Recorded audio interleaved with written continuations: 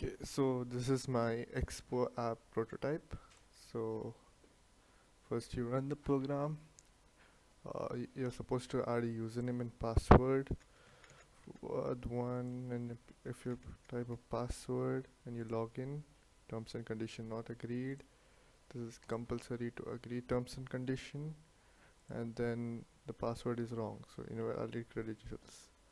So okay, now if I want to clear, I can clear all this stuff. I don't remember my password.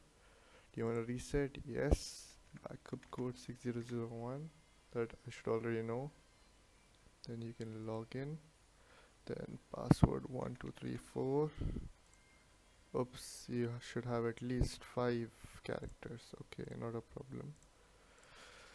6001. Password should be 12345. Okay, so my username was Syed1 12345 and agree terms and condition. Login.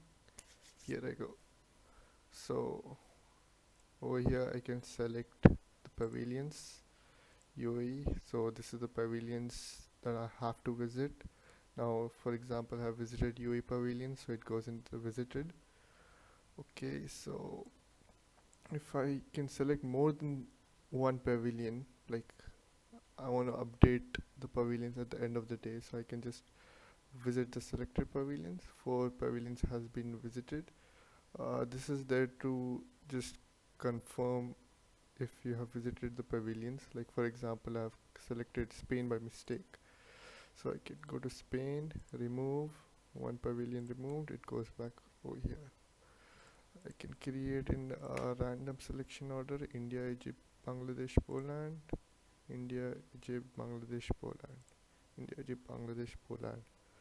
And then if I select like this where 3 extra is there, it won't count that. Same here as well, only 3 should be counted, so only 3 pavilions visited. It won't make any difference. And from here I can, like, this will be in alphabetical order later, so you can choose and check. For example, you can check if you have visited UAE. If you have already visited, it'll show a message. Otherwise it won't. Then you can easily remove it later and know that you have not visited this pavilion.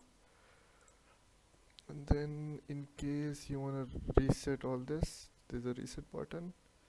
It asks for confirmation so that you don't reset by mistake. So if you press yes, everything gets reset.